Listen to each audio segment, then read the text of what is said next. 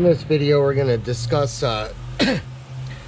servicing the rear brakes on an 87 through 92 Toyota Corolla. This could be a little different on the performance options, but your wagons, your four-door sedans, your basic Corolla, it's pretty much for sure going to be the same 87 through 92. May even work on the previous years, but I haven't verified that. Check your part numbers on Rock Auto, see what all links up.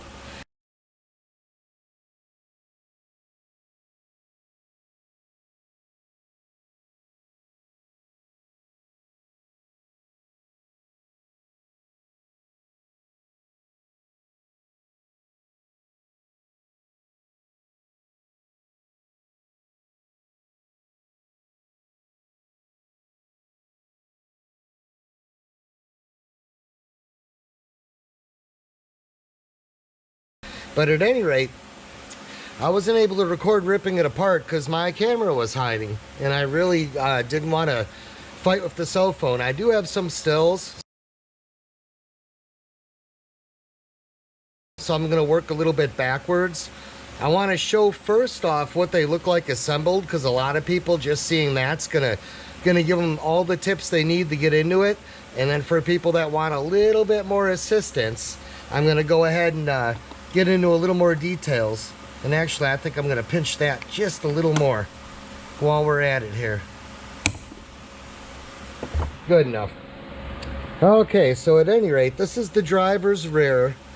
This is the passenger rear. Naturally, whatever side your parking brake comes out of on your backing plate, the lever for the parking brake's got to be on the other side, okay?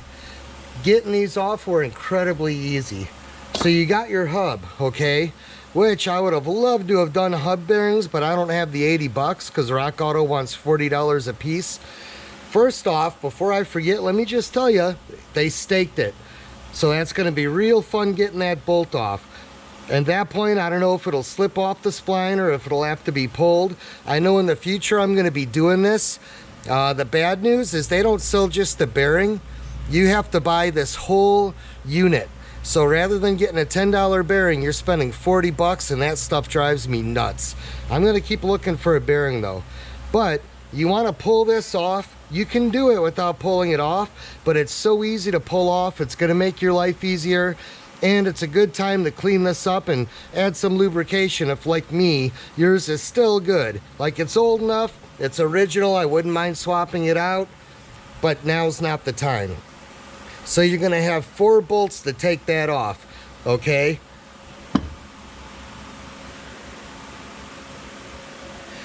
I'll actually slip a couple pictures of the bolt sizes for those 4 bolts.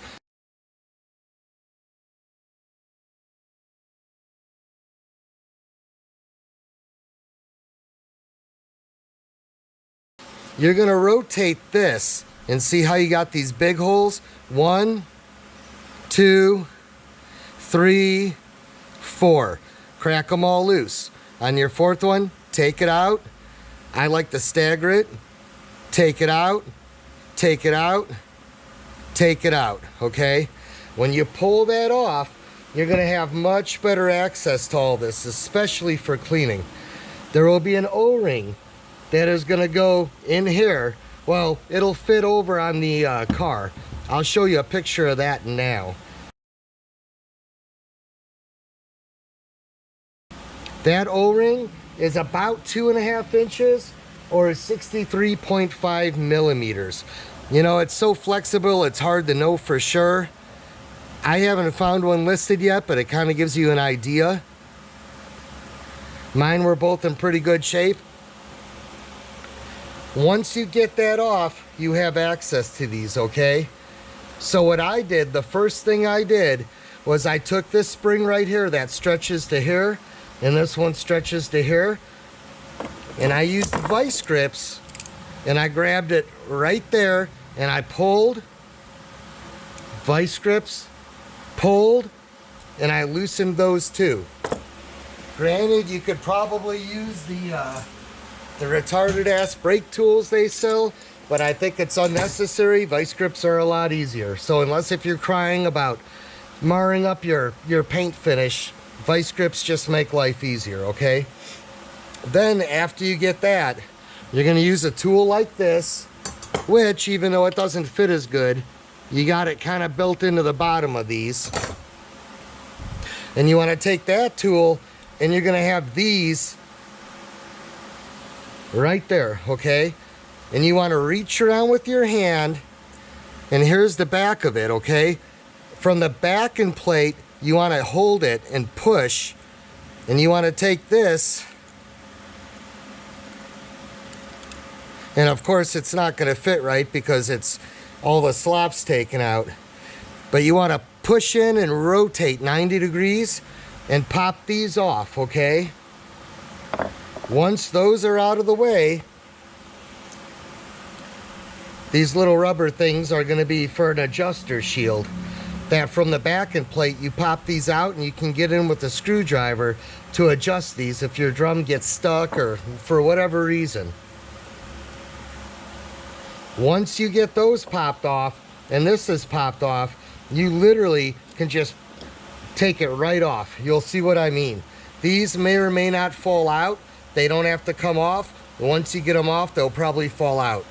Note, these hook from the top. They come from the front, not from the back, okay?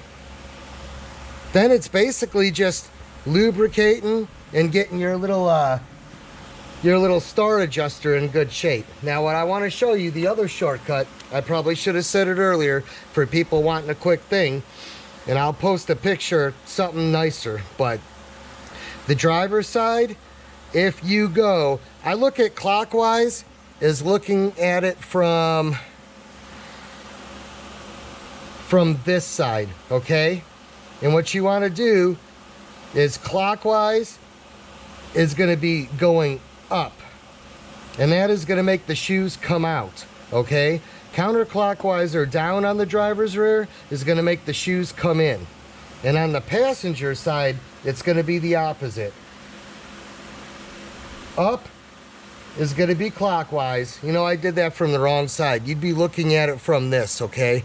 So clockwise, looking from this area, I'll put it in the notes. You get my drift. But basically, if you want to tighten the shoes, that's probably an easier way for me to say it.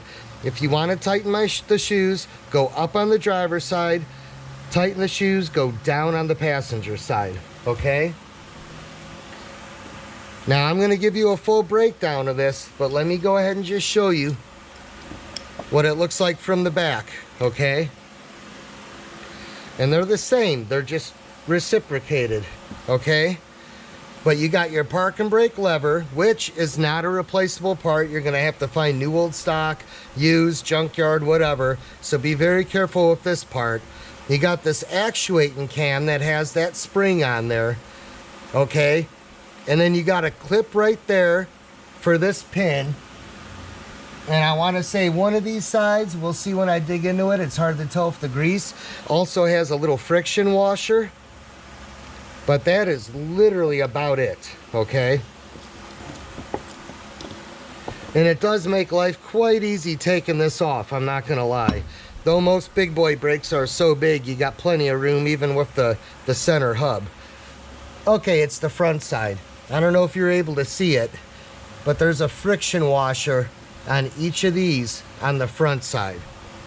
Those clips are probably the most challenging part because you're going to have to get those clips spread out, and it's hardened steel. Even pinching them takes quite a bit of effort. So I'm going to go ahead and I'm going to throw my rear passenger side on first, kind of get a feel for it, and then I'm going to throw the GoPro on my head, show you the reassembly, and I'll kind of give you tips on the disassembly while showing you some pictures. I'm going to talk about the wheel cylinders because I did my wheel cylinders and anything else that may pop up into my head at that time.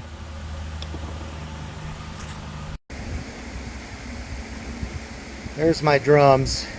I went ahead and had them cut. The kit didn't do very good. They were both new, but they're good enough. You know, that one would have probably been good to go, but this one was where I had the real leaky cylinder and it had let loose and was getting real noisy. And then because I was in a position where I couldn't fix it and I had to drive it, I drove it that way for a couple of days knowing this was going to happen. And I ended up eating through the shoe on the edge, and it grooved it a little bit. Now, fortunately, you can barely feel that. He was all paranoid about going a little bit under spec, but I'm going to be honest with you. If you got fresh shoes, you're not going to have to worry about popping out the wheel cylinders. It takes a lot, you know. If you're going that far and you're hearing it and you keep driving it and it, you know, there's a little bit of a tolerance that you can go past tolerance. And what I mean by that, see where it says max diameter, 201 millimeters? You can go a little bit more past that. And the replacement rotors from the parts store, they're ultra conservative. They'll put those specs sometimes on some rotors where they can't even be cut once. They'd rather sell you $100 worth of rotors. So the bad news is it cost me $50 to cut them. The good news is these are original Toyota rotors. I'm 99% sure. And I guarantee you the metal G is going to be better. Yeah, you could machine stuff better today than 30 years ago, but you could still machine stuff pretty good 30 years ago. And 30 years ago, you didn't need tolerances that were out of this world for drums. So I'll take the non-cheap metal, because when you start getting in the gray iron and ductile iron and the different classes, this is good stuff. Even with this cut, it won't warp before the new ones warp. The only bad news is the new shoes are stainless steel based.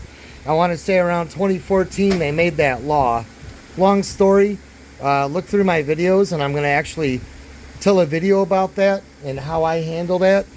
Basically, I collect copper-based shoes and brake pads for all my vehicles.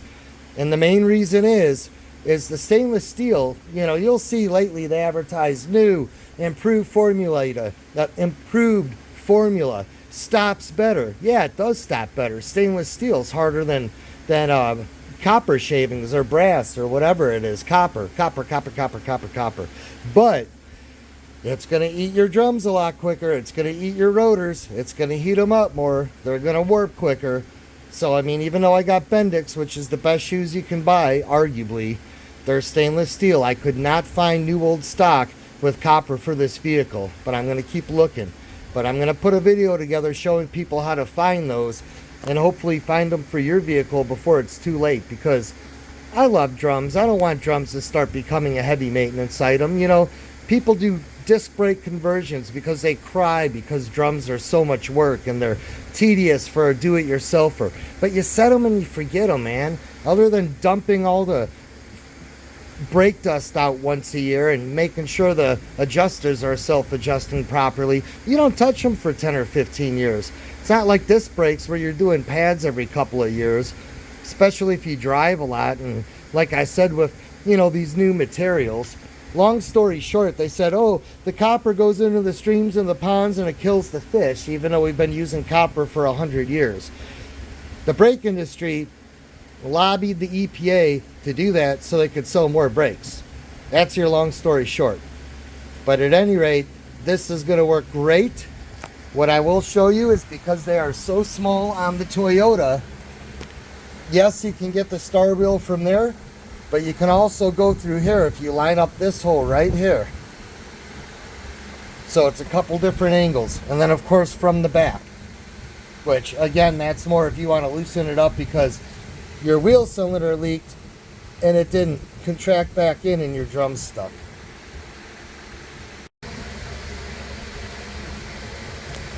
You're going to want to make sure you clean your backing plate really well. Good old brake clean.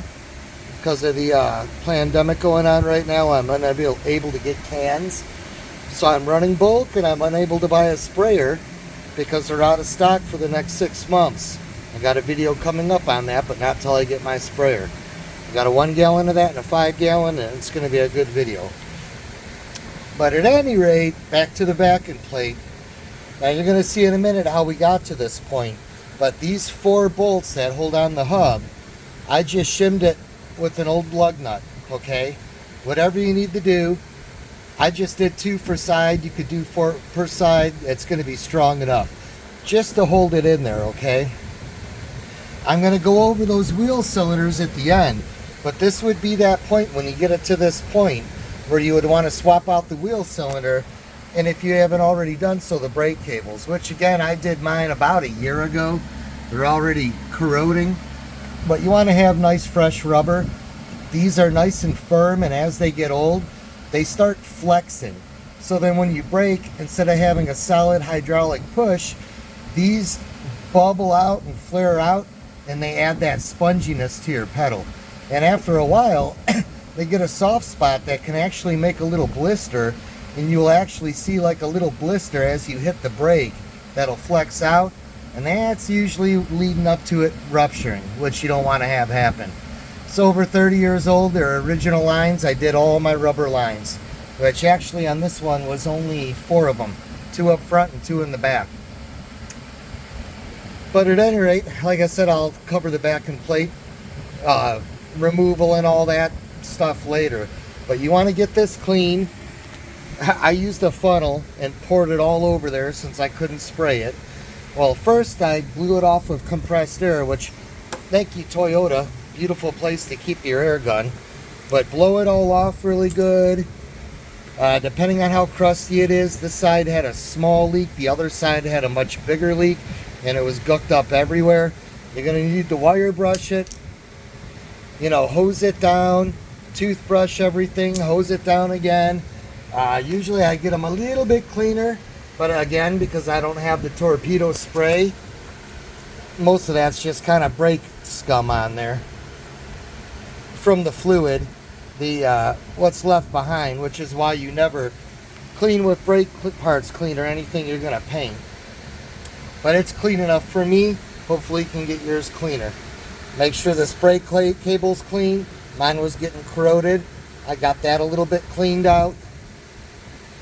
And I think I'm going to switch the GoPro to my head, and we're going to go ahead and assemble this side. Okay, now I'm going to cover the brake line and the wheel cylinder. Okay. Now as far as the brake line, if you're going to do a brake line and the wheel cylinder, go ahead and do the wheel cylinder first, so you could just clamp this off, not have to worry about anything leaking. Okay, you could still clamp these. I mean, just go easy on it. Some people swear up and down if you clamp it you're going to collapse it. I've, knock on wood, never had that happen. Hopefully you get something that's not plastic lined or anything like that. But here's the important thing, okay? This fitting, and the fitting on the back here are all 10 millimeter. Absolutely, positively, do not use a 10 millimeter wrench. You need to use a 10 millimeter flare, okay? And even then, that's not going to be good enough, because if you're in a salty climate or an old vehicle where things start getting rusty,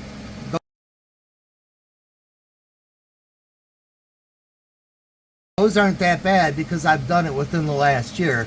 But I'll show you a picture of what these look like before I did them, okay? Even this won't cut it. You're going to need heat. MAP gas and oxygen, which is what I used when I first started out 25 years ago, or ideally oxygen and acetylene, which is what I've been using for probably the last 20 years. Set your oxygen to 5. Set your oxygen to 10 and your acetylene to 5. Take your torch, go from this angle so you're not blowing towards your rubber line, and literally on all these fittings, okay, making sure you don't start any fire. You may have to make a baffle with metal, like some HVAC ducting or something. You want to heat them up, literally, like right where the threads and the hexagon meet, okay? If you set your gas too powerful, it's going to start burning a hole. That's why I like 10 and 5. If you set it too weak, it's going to take too long and back boil your brake fluid. At 10 and 5, with my Victor torch, with my oxygen and acetylene,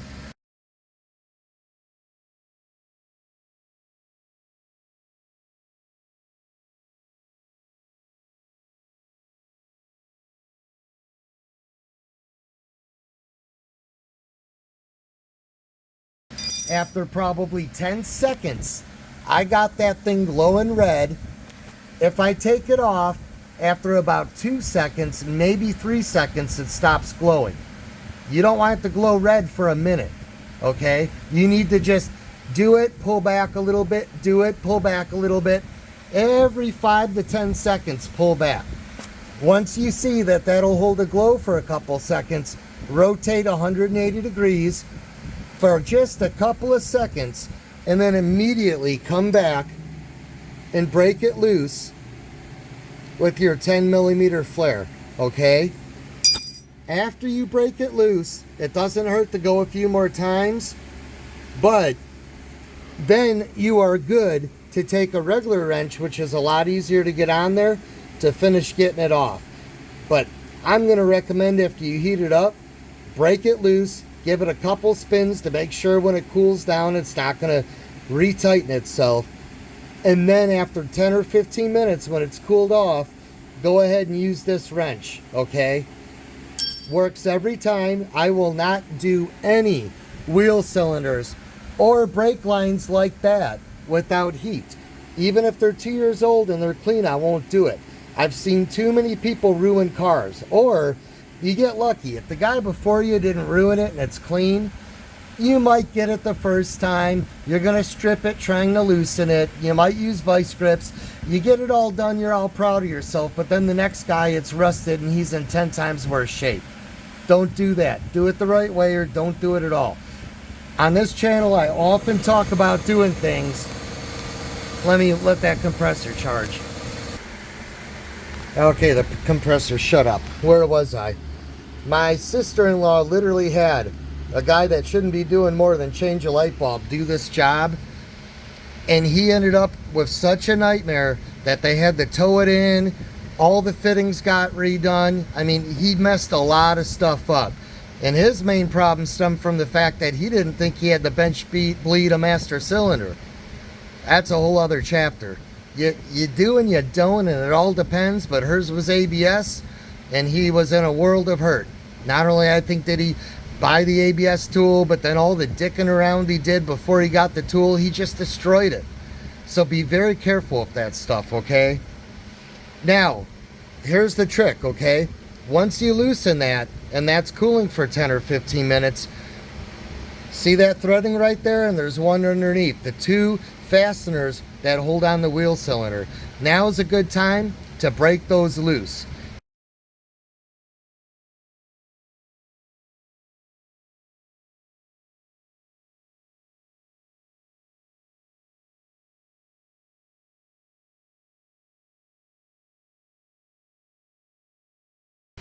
Every now and then you have to use heat on those too. It's a sense of feel. I don't know how to explain it. They're small fittings. If you got to muscle the shit out of them, they're gonna strip. This is one of those experience things where you just got to have a sense of feel and say, okay, that's gonna take too much pressure to bust it. I'm gonna round it. Time to whip out the heat. If you don't want to cough up the money for heat, don't do your own car. Okay? Or don't keep your cars. Do your stuff, mess it up, get it working on a crutch, and trade it in. Okay?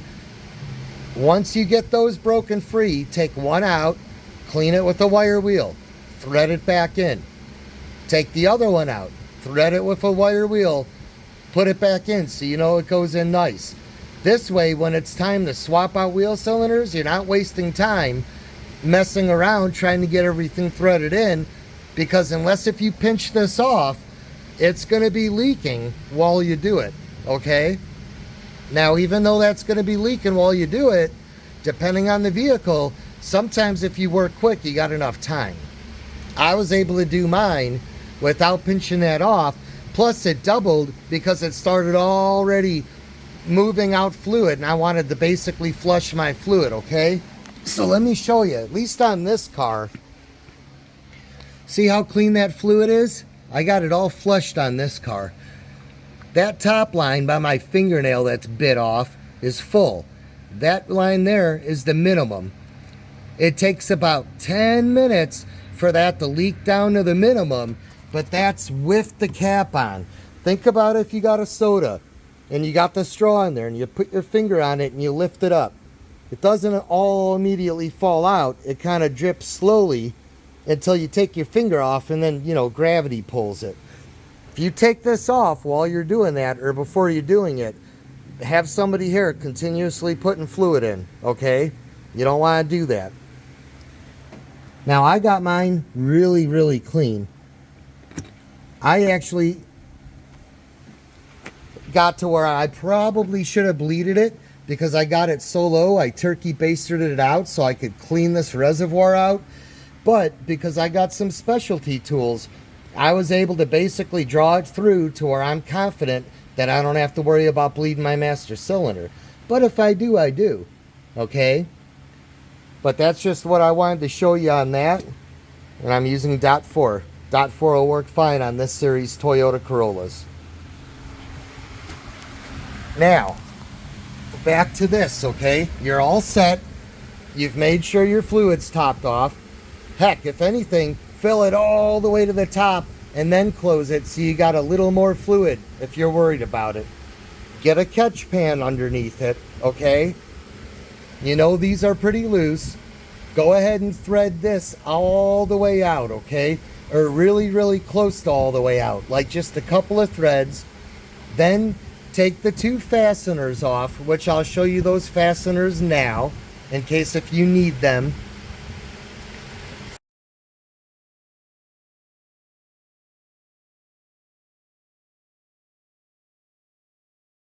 Thread those out, and then this will come out. Now there's only like that much room back there to work, like 1/2 inch, 3/4 of an inch. Tools don't fit very good, let alone fingers. And I got small hands, okay? The trick with this car is that once you do that, remember how we took this hub off and then put 2 bolts on to hold everything in place?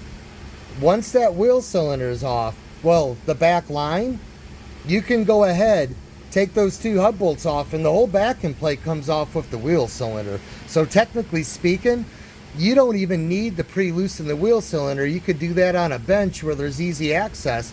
But keep in mind, depending on how you do it, you're losing fluid the whole time.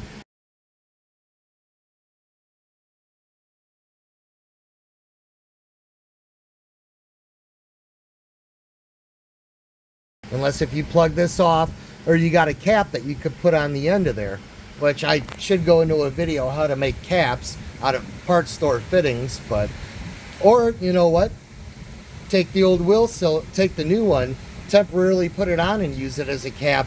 Like for example, if this is rusted out and you got to fight it. Now what I could tell you is, when I did this side, I was barely able to use my wrenches to get those 2 nuts off. It's like they seemed really thin, and what it was, they're recessed into the backing plate and the wheel cylinder. So what fits perfectly is a thin-walled socket, not a real fat wrench, okay? But you're not going to get that to fit because of the strut. That should give you an idea right there of how tight things are. You see what I'm saying? Like, that's my pointer finger. 2 fingers is all I can fit to get in there. And that's what you want to get. You want to get that bottom one and that top one and this one. Okay? At that point, you can move the drum back, hold it with one hand, use your 10mm, and go ahead and loosen them up. Okay? Then when you do that, you can go ahead, you can get the new wheel cylinder started by hand as far as it comfortably wants to go. You can even start threading this with the backing plate loose so that you can articulate with your left hand while you tighten with your right hand. And as soon as you get 3 or 4 threads, go ahead and tighten that backing plate. And that's the best I could show you. I'm sorry I didn't record it. I was in a hurry when I did that part, but my explanation should put you in the right direction. Trying to think if there's anything else I want to go over with that section. I think that's about it.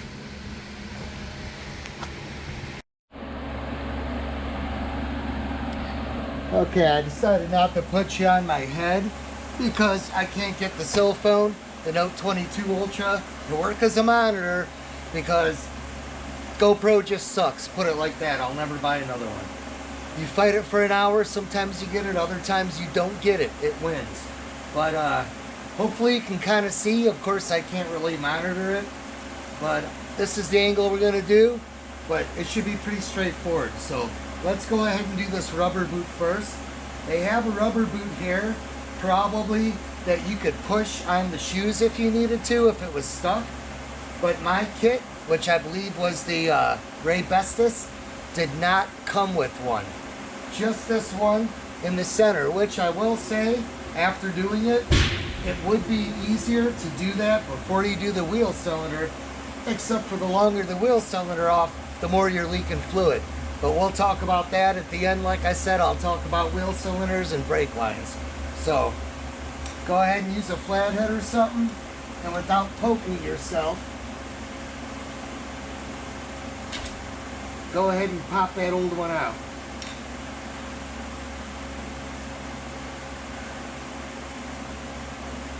Which, of course, now I can't find it. My flashlight's on the other side. But you get the drift. There we go. Old one's out.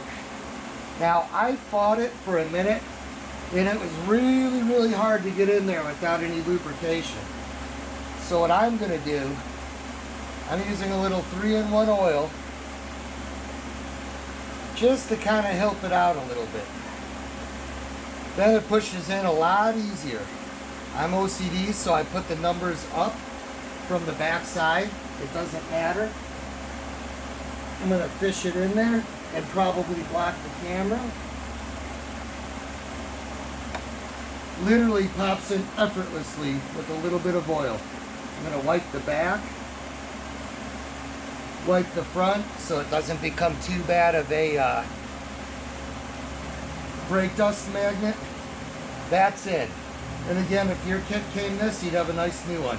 Mine's actually still in pretty good shape, so I got lucky. Now we're going to go ahead and start assembling this. Let me take a peek and make sure you can see where I'm going to be working. I'm going to lower it down a little bit here. Sorry the light's in the way. I don't know if there's a good way for me to reposition that. Let's see if we can reposition that light for you.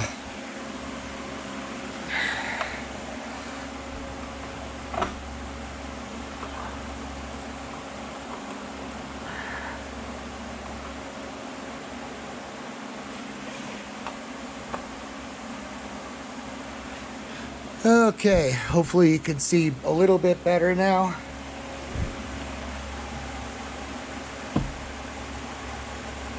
Let's make sure I have all my stuff ready to go here.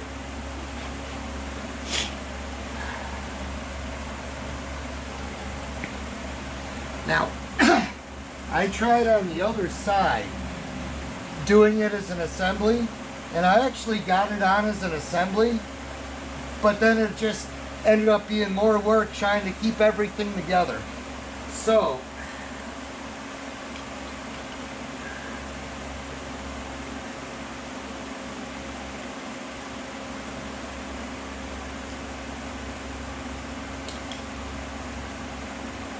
go ahead and split it off like that.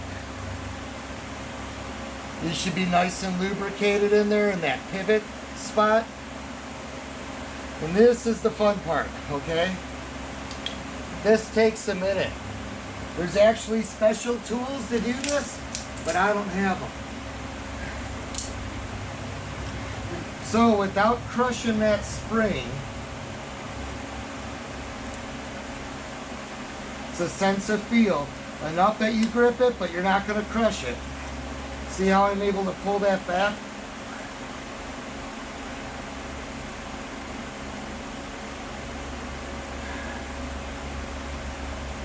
And that actually might go, oh, I just shifted. That's easier than the other side probably.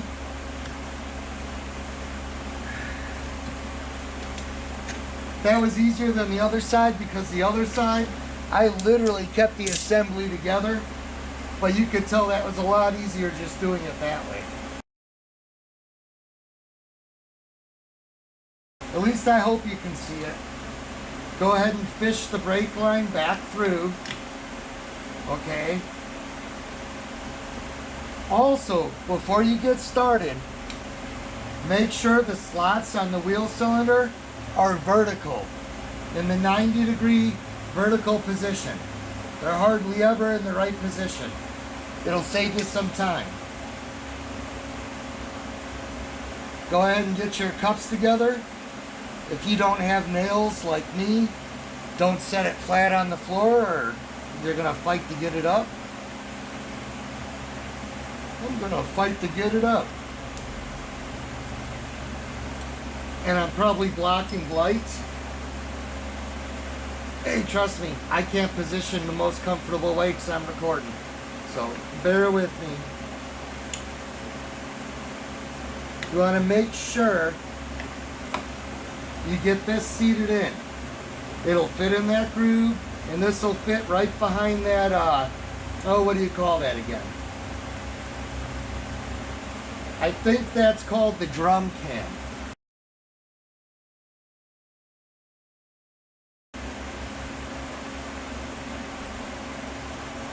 Go ahead and put one of your cups on. Go ahead and get your tool ready.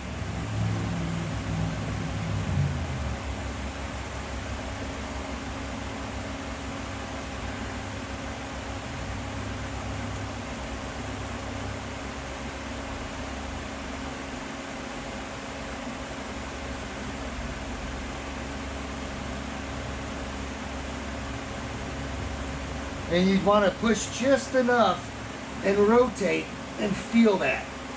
Sometimes it goes right away, other times it's going to fight you a little bit. And this one looks like it would go right on, but it's fighting. Probably because I'm a little crooked on my tool. It's not a perfect fit.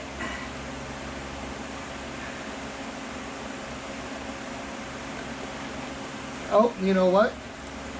I got mine upside down.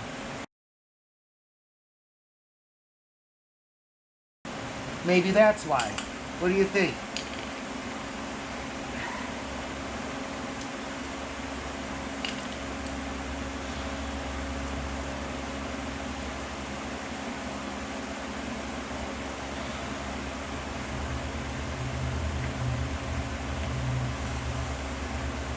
There you go.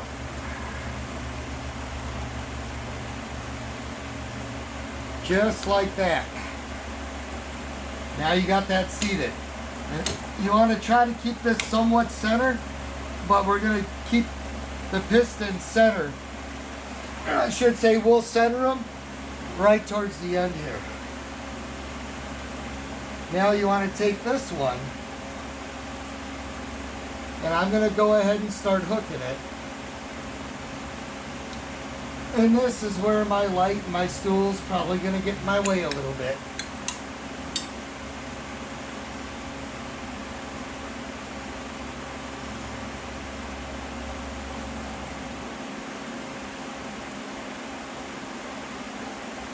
Should have had this pre-disassembled.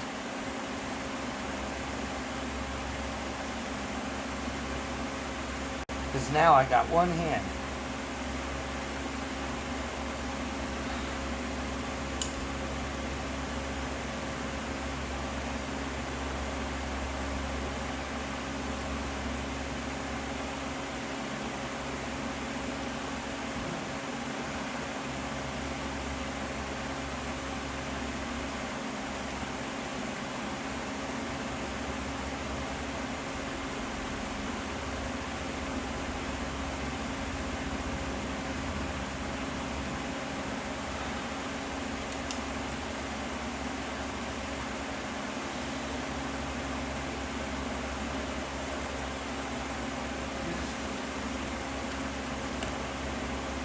There we go.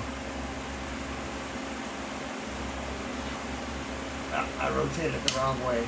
You want to try to get that nice and seated in the axis properly. There we go. Now we're getting close.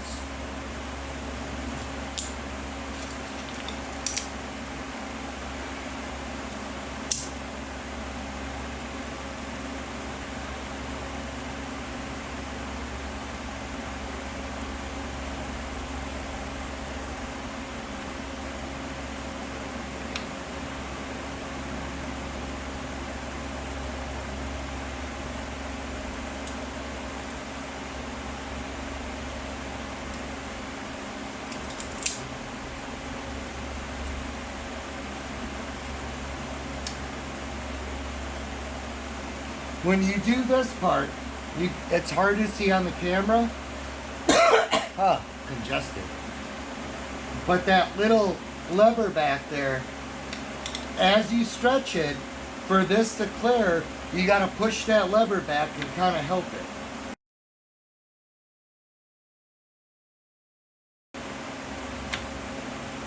See how that doesn't want to go in all the way?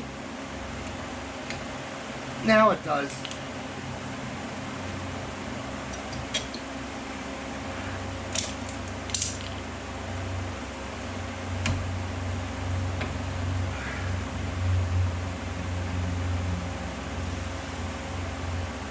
Kind of eyeball it.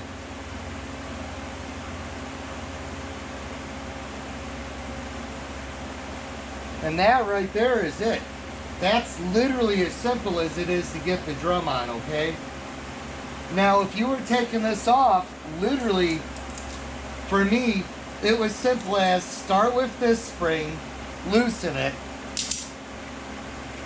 pop each of these off, and it came right off.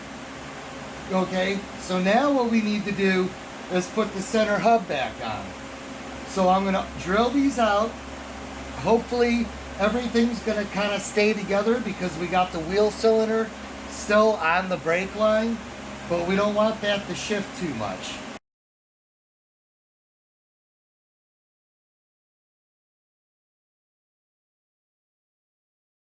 But let's go ahead and put that back on.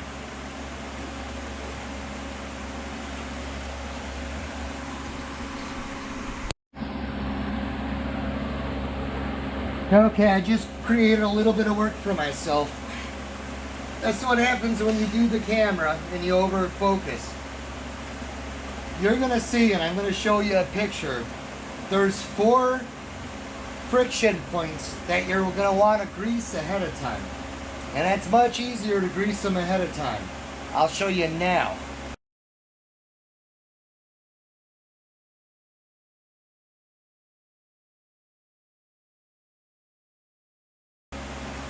I didn't do it because I was babbling it on the camera. So I'm going to have to pull this out.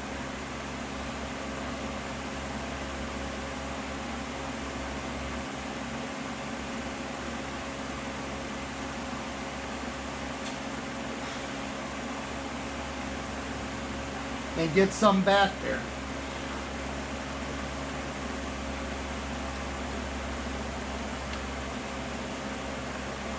Same thing on the other side. And make a little bit of a messier job than I needed to.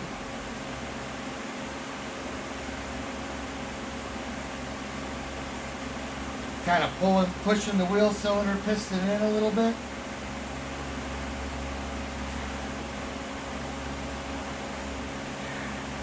Trying not to get it on the shoe, though I'm going to show you how I process my shoes.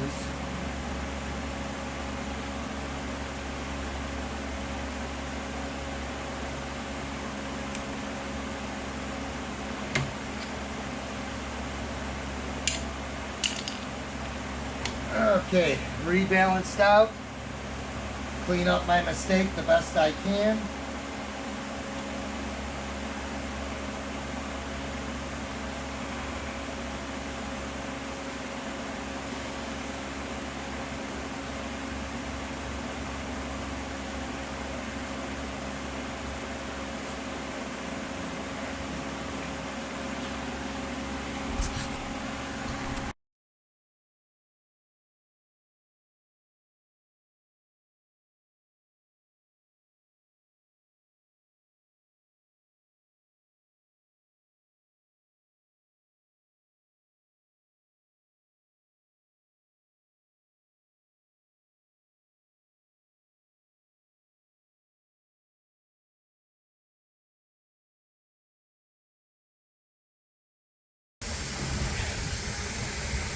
Hub is on. 14mm socket. I use that to break it loose. I use that, and then that to tighten it. When you first start holding it and lining it up, it's a little tedious because you got to hold the hub with one hand and fish that through with a bolt in it and get it started. Once you get it started, go ahead and handle it almost all the way down and then back up a little, just so you got that little bit of play. And once you get another one started, do the same thing. The other two going pretty easy. I crisscross, snug them all up, and then come back for a final tight. I did make one little mistake. I didn't clean the hub before I put it back in. So I got a little bit of that right there, which I may be able to blow some of that off, but it's not worth taking that hub back off. Not that it's that much of a job, but it'll survive. But make sure you clean yours. Oh, hub bolts, in case if yours are broke, lost, or rusted out. Okay, hopefully YouTube world has a good camera angle. I'm going to try to show you this. This is a sense of feel, and you get better with experience, okay? Driver's rear, so we know if we go up and away from us with the star wheel, it's going to expand the drum and make it tighter, okay? Go ahead. I had already wiped down my pads with brake cleaner. Go ahead and try to eyeball center it, okay?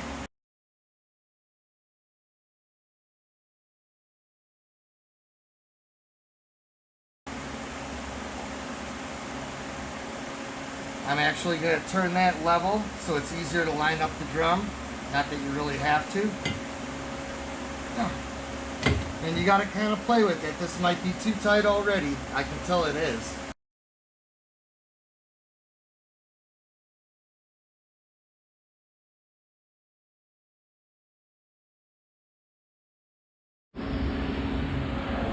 Okay, I can't really tell you what I did, other than that to tell you that I had to take it off with a little bit of help, and then I just kind of started playing with it and pushing it to see if maybe I could get the pistons to push back in a little, because when I did my brake fluid, I mighty backed it.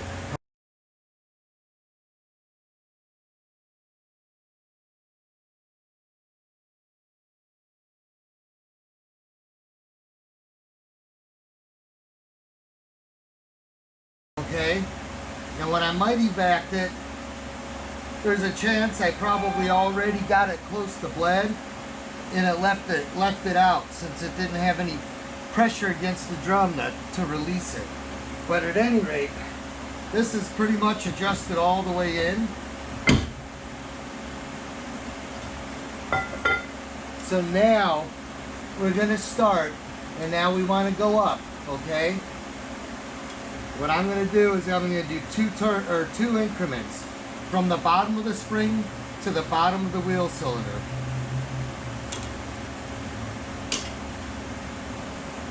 One, two.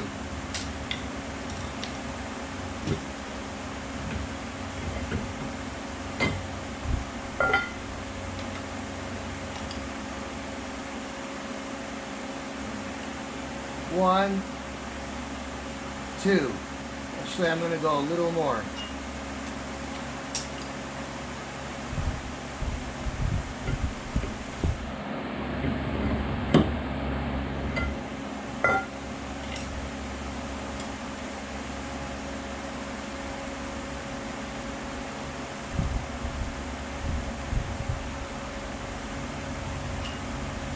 I'm going 3 since it's very small movement.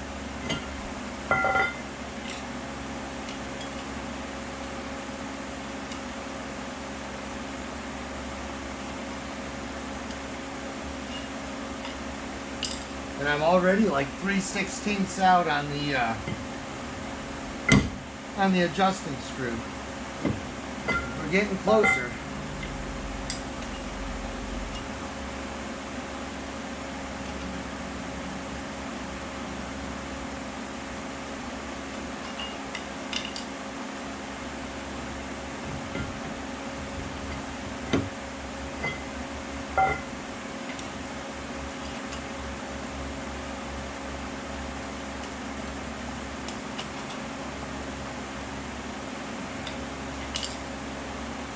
about almost 1/4 of an inch.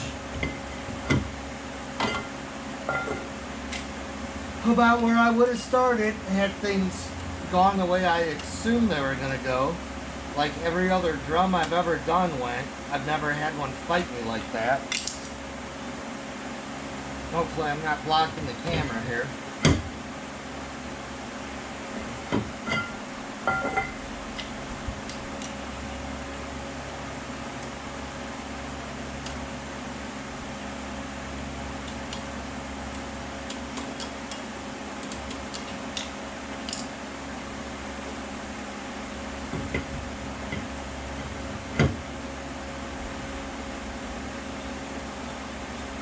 Oh, that's getting close.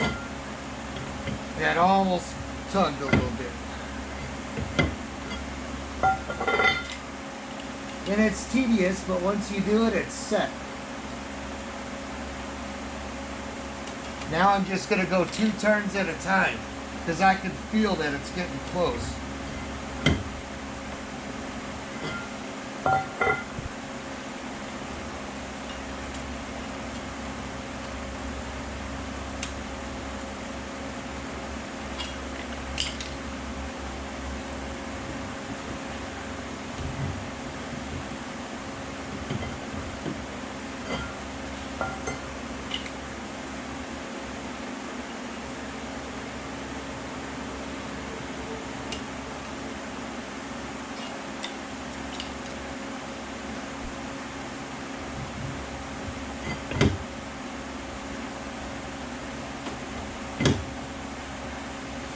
Okay, see now that's getting hard to turn.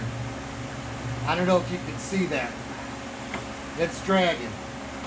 So I'm going to back up a little bit because I want that easy to slide on and off.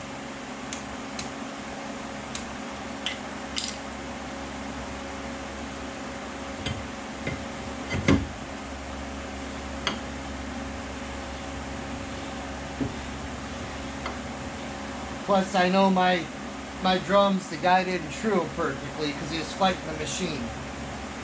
So it's more like I feel a catch on the drum. I'm going to go just a little looser. I almost left it there. If I had new drums, I'd probably make it more perfect.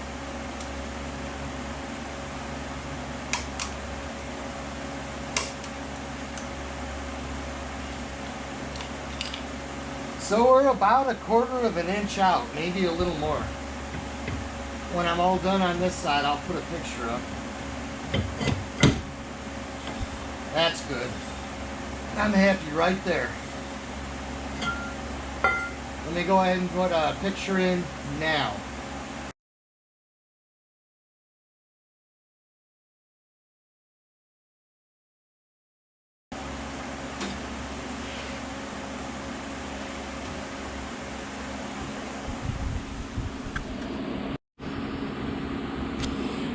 Okay, what I forgot to show you, I went ahead and spun 2 lug nuts on, which was really easy by hand because I already cleaned up my studs, which I'll throw a little anti-seize on right before I put my tire on. Highly recommended in a salty environment. Not as needed down in the south where I am, or in areas that don't use salt, but I'm just telling you, I'm an anti-seize fan. But at any rate, then the drum won't flex out when I'm bleeding them, okay? I'm not going to show you how I bleed them. There's a million videos on how to bleed brakes. Unless if you have ABS, it's universal. Just look up how to bleed non-ABS brakes, okay? ABS is a different story and it depends on the vehicle. But this one's pretty simple, okay? What I do want to add, there's a couple threaded screw holes on here. I'll have to try to get the size. If I can get the size of that, I'll splice it in now. But that's another way that if your drum's stuck, you could thread screws and tighten, tighten, tighten, tighten to help pop that drum off, which is actually a real nice feature. I'll have to see how long and what thread pitch and all that. We know it's going to be metric because it's a Toyota. But you know what's funny? It never fails when you're making a YouTube video. I've never had one that I didn't have pre-adjusted to where the drum did just slide on with a million miles of slop, okay? Literally, when I went to the other side, it went right on. I literally had to adjust it twice, and it was perfect. Where I thought I eyeballed this, but something, I guess, when I was messing it was a little bit off, so when I started shifting at it, boom, everything went together, you know? Or like I said, maybe it was already getting a little bit of pressure on there, because I might be back to gravity bleed to be able to bleed my master cylinder.